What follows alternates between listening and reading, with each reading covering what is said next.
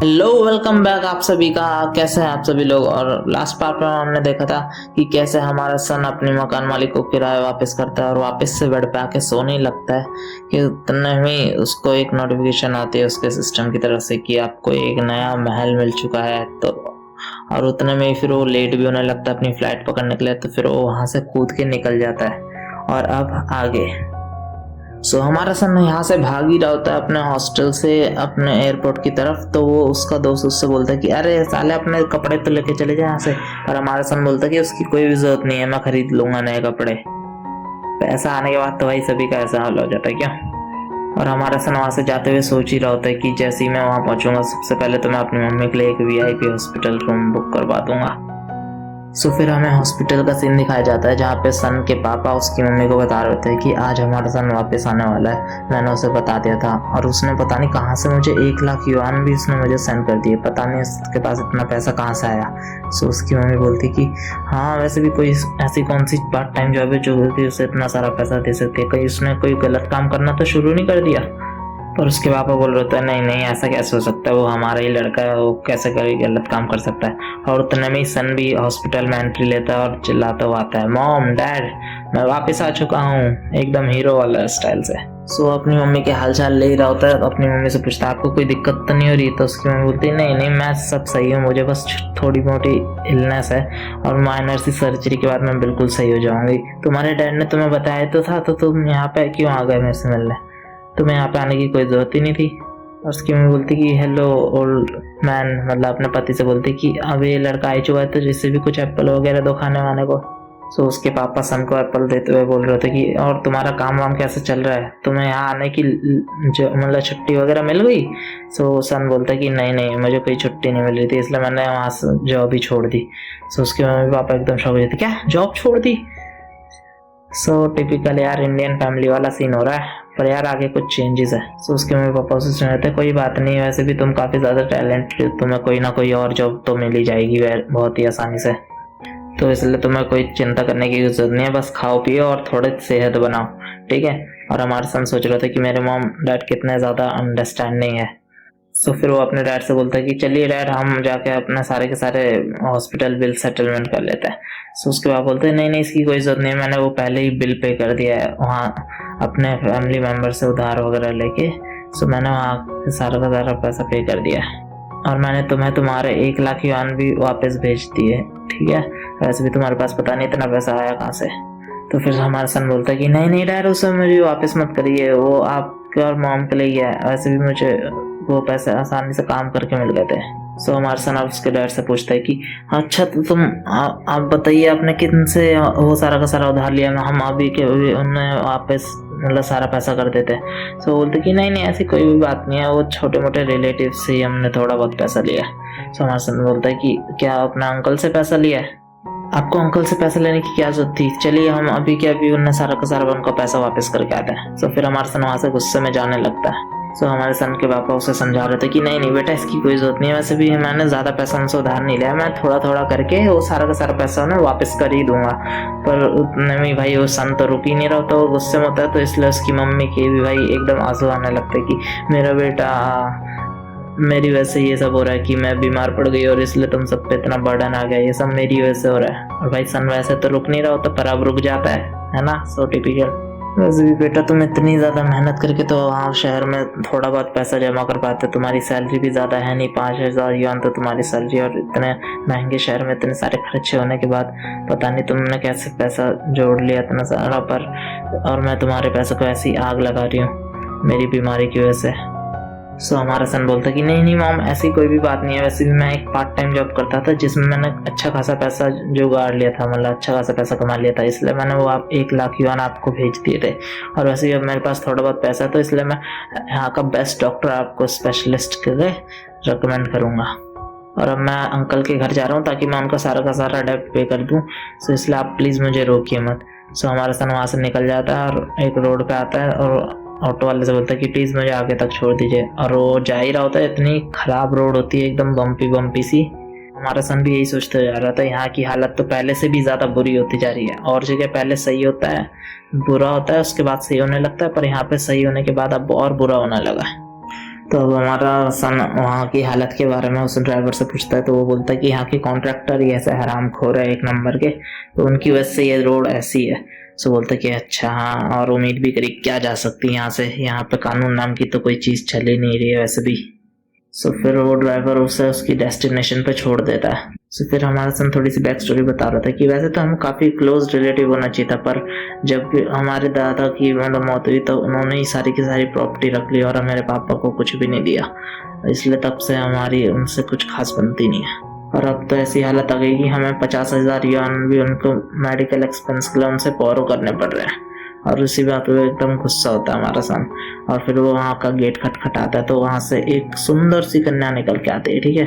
और फिर बोलते कि क्या सन तुम यहाँ पे कैसे? तो हमारा सन बोलता है कि तुम यहाँ पे कैसे वांगजू, ये तो मेरे अंकल का घर है। सो वो लड़की बोलती कि मैं फिर उसके उतने में उसके पीछे से एक लड़का आता है और उसके कंधे पे हाथ रख के बोलता है कि ये तुम्हारी सिस्टर इन लॉ है, अगर ये मेरे घर पे नहीं तो क्या तुम्हारे घर पे होगी? सो हमारा सन बोलता है कि क्या सिस्टर इन लॉ? तो फिर वो वापस पूछता है कि तुम यहाँ कैसे? तो वो बोलता है कि मैं यहाँ पे अपना लोन पे करना है सारा का सारा। तो बोलता है कि क्या? और वो लड़की सोच रही होती है अपने मन में, तुम इतना ज़्यादा कोल्ड क्यों दिख रहे हो जब से तुमने मुझे देखा, क्या तुम अभी भी मुझे पसंद करते हो? अपने मन में सोच रही होती है। तो फिर वो उसका कज़न ब्रदर उससे बोल रहा होता है उस लड़की से कि क्या तुम उसे क्यों घूर रही हो इतना, तुम अब मेरी वाइफ बनने वाली हो वैसे भी।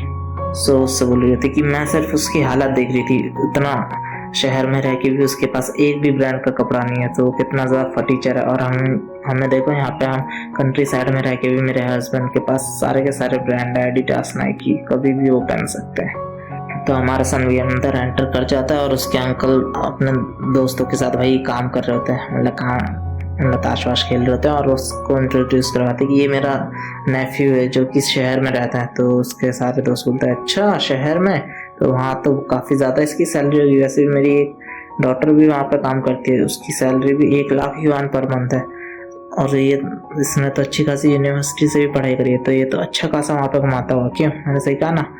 तो उसका भतीजा और उसका मजाक उड़ाते हुए बोल रहे थे कि हाँ 5,000 पर मंथ कमाता होगा ना, जितना हमारे यहाँ सुअर साफ करने वाली लेडीज कमाती है उतना ही ये भी कमाता है, और क्या पता उससे ज़्यादा कम ही कमाता है, क्योंकि वहाँ पे इतने ज़्यादा एक्सपेंसेस भी तो है। पर हमारा सन ज़्यादा बहस वहस करता नहीं और उसके अंकल से बोलता है अंकल मैं यहाँ पे अपना सारा का सारा उधार पे करना है। तो उसके अंकल बोलते हैं कि इतनी भी जल्दी क्या है तुम्हें अपना उधार पे करने की, वैसे भी तुम्हारे घर इतनी ज़्यादा हालत अच्छी नहीं है, तो तुम अभी वो पैसा रख लो, और वैसे भी मैं कौन सा इस पर इंटरेस्ट ले ही रहा हूँ।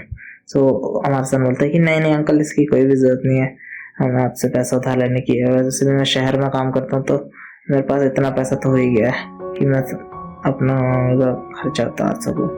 सो उसका अंकल बोलता है कि ये इतनी भी क्या जल्दी है, वैसे भी तुम इतने बड़े शहर में रहते हो, तुम्हारे काफ़ी ज़्यादा खर्चे होंगे, तो तुम आराम से अपना कर्जा उतार सकते हो, इसकी कोई जल्दी नहीं है। पर सन बोलता है कि नहीं अंकल मैं अपना सारा उधार आज पे करके जाऊँगा। तो उतने में वो गेम खेल ही रहते हैं भाई, उस पर बिल्कुल ध्यान नहीं दे रहे होते। तो फिर उसके अंकल बोल रहे थे अच्छा ठीक है तुम्हें इतनी ज़्यादा इंसिस्ट कर रहे हो तो ठीक है तुम पे करना शुरू कर दो इंस्टॉलमेंट में। और फिर वो अपने लड़के से बोलते हैं कि वहाँ से ज़रा मेरी बुक लेके आना रेड कलर की जो मेरे कैबिनेट पे है, मैं उसमें उनकी EMI वगैरह लिखना शुरू कर देता हूँ।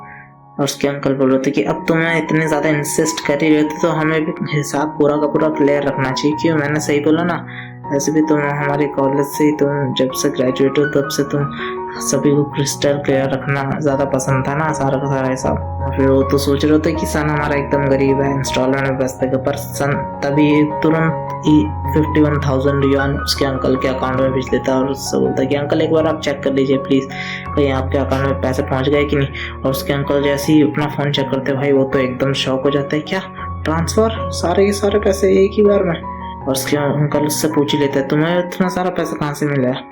सो हमारा सन बोलता है कि हाँ मैं शहर में थोड़ा बहुत काम करता हूँ ना, तो वहीं से मैंने कमा लिया। और उतने में हमारा सन वहाँ से चला जाता है। और फिर उसका सन उससे बोलता है कि डैड आप टेंशन मत लीजिए, ये बस अपनी डिग्निटी को बचाने के लिए बस हमारे आगे शो ऑफ कर रहा है, यहाँ अभी भी उतना ही गरीब है। और 51,000 युआन पे करने के बाद मुझे पक्का है कि नहीं किसके बैंक अकाउंट में सेविंग्स कुछ भी नहीं बची होगी, तो इसलिए आपको टेंशन लेने की कोई जरूरत नहीं है। सो इतने में वो लड़की बोलती कि अब मैं उसकी होने वाली सिस्टर इन लॉ हुई तो फिर हम रिलेटिव्स ही हुए, तो इसलिए अब हमें किसी के साथ भी कुछ उल्टा सीधा नहीं करना चाहिए, तो इसलिए मैं उसे सी ऑफ करके आता हूँ, ठीक है। सो वो बोलता है कि अच्छा ठीक है, फिर जाओ तुम उसे सी ऑफ करके आओ, वैसे भी उसे उसकी औकात पता है तो होनी चाहिए। सो फिर उतने में वो लड़की बाहर आ जाती है और हमारे सन से बोल रही थी कि सन तुम कहाँ जा रहे हो, वैसे भी अब हम फैमिली होने वाले, तो तुम्हें अपने अंदर कोई भी फीलिंग्स वगैरह रखनी नहीं चाहिए मेरे लिए, अपना कोई भी चाइल्डहुड फ्रेंड वगैरह। मैं जानती हूँ कि तुम मुझे कुछ फ्रेंड से कुछ ज़्यादा ही मानते थे, तो इसलिए अब तुम्हें अपने अंदर कुछ भी रखने की जरूरत नहीं है। और उससे बोल रही थी वैसे भी मैंने तुम्हें कभी भी अपने लिटिल ब्रदर से ज़्यादा कुछ और भी माना ही नहीं, तो इसलिए तुम ज़्यादा उसकी चिंता मत करो। तो हमारा सन एकदम चौंक जाता है, क्या मैं तुम्हें पसंद करता था, तुम्हें ये कहाँ से किसने बता दिया, ये कौन सा मजाक है। और वो सब लड़की यही सब बकवास करे ही जा रही होती है। इतने में हमारा सन बोलता है, क्या मैं और तुम्हें पसंद करता हूँ, सपने में, अपने आप को पहले शीशे में देख के आओ अपनी शक्ल, उसके बाद मेरे से बात करना। और इतने में वो लड़की भी शॉक हो जाती है एकदम से। तो फिर वो लड़की बोलती है कि ये तुम कह क्या रहे हो, तुम कहना क्या चाहते हो। और फिर वो हमारा सन बोलता है कि क्या हमने बस बचपन में बस थोड़ा बहुत साथ में खेल क्या लिया, खेल कूद साथ में क्या लिए, तो तुम सोचने लगी कि मेरा तुम पे क्रश है। हाँ, क्या रेडिकुलस थिंकिंग है, ऐसा कुछ भी नहीं है, तुम अपने आप से कुछ भी प्रिटेंड करती जा रही हो, और वैसे भी मेरा इससे कुछ भी लेना देना नहीं है। सो वो लड़की बोल रही थी कि मैं सब समझ रही हूँ, मैं तुम्हारे पास नहीं हूँ, इसलिए तुम बहुत ज़्यादा गुस्से में हो, है ना, और इसलिए तुम सब ये सब उल्टा सीधा बोल रहे हो। क्यों, मैंने सही बोला ना, इसलिए अब मैं तुम्हारी सिस्टर इन लॉ बनने वाली हूँ, तो इसलिए मैं सब कुछ पास्ट का भूल जाती हूँ, ठीक है।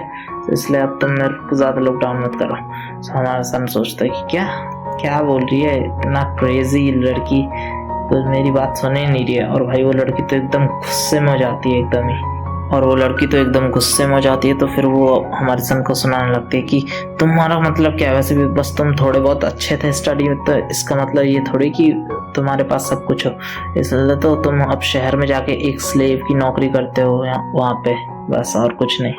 और फिर हमारे सन बोलते हैं कि वैसे मुझे लगा नहीं था कि तुम भी उन्हीं लड़कियों में से होगी जो सिर्फ पैसों के पीछे भागती है। और वो लड़की एकदम गुस्सा हो जाती है और बोलती है कि हाँ, मैं हूँ उन लड़कियों में से जो पैसे के पीछे भागती है, तो क्या कम से कम मुझे किसी छोटे से घर में 100 स्क्वायर मीटर के कम से कम एडजस्ट तो नहीं करना पड़ता बाकी सारे लोगों के साथ। और अपने आप को जरा सा देखो, तुम इतने गरीब हो कि तुम्हें एक छोटा सा अपार्टमेंट भी इतने सारे लोगों के साथ शेयर करना पड़ता है, और ना तुम्हारे पास इतने ज़्यादा पैसे हैं, इसलिए तुम अपनी मम्मी को भी सबसे बॉटम लेस हॉस्पिटल में और सबसे नीचे वाले रूम पे शिफ्ट कर रखा ताकि तुम्हारे पैसे थोड़े बहुत कम लगे। और यहाँ तक कि तुम्हारे पास इतना कम पैसा होने के बाद भी तुम्हारी अक्कड़ वक्कड़ बिल्कुल भी गई नहीं। तो इतने में हमारा सन भी गुस्सा हो जाता है और बोलता है कि हो गया तुम्हारा क्या। तो फिर हमारा सन भी एक डायलॉग तो मार ही देता है, बोलता है कि वैसे भी तुम क्या सोच रही हो कि तुम्हारे पास बहुत ज़्यादा खजाना है, बस तुम्हें एक डेड फिश मिल गई है समुद्र के ऊपर, जिसके ऊपर तुम इतना ज़्यादा उछल रही हो। वैसे भी जिसको समझ आया बढ़िया, जिसको नहीं आया भाई वो जयराम जी। और उसी में तुम इतना ज़्यादा सेल्फ सेटिस्फाई हो गई हो कि तुम उसी को अपना सब कुछ मांग रही हो। तो फिर वो लड़की भी गुस्सा हो जाती है, बोलती क्या तुम, उसको उंगली दिखाती है। और उतने में वो उस क्या बोलता है कि क्या मैं, तो सन भी बोल रहा था कि वैसे भी मेरे को भी कोई भी जरूरत नहीं है कि मेरा फैमिली बैकग्राउंड इतना ज़्यादा अमीर हो, वैसे भी मैं सेल्फ सफिशिएंट हूँ, अपने आप से कमा रहा हूँ और अपना घर वालों का ख्याल रख रहा हूँ। कम से कम मैं तुम्हारी तरह तो नहीं, कम से कम मेरे पास पैसा कम है, पर कम से कम मैं नैरो माइंडेड तो नहीं तुम्हारी तरह बिल्कुल भी। वैसे भी तुम्हें सीरियसली अपने आप की शक्ल एक बार मिरर में ज़रूर देखनी चाहिए।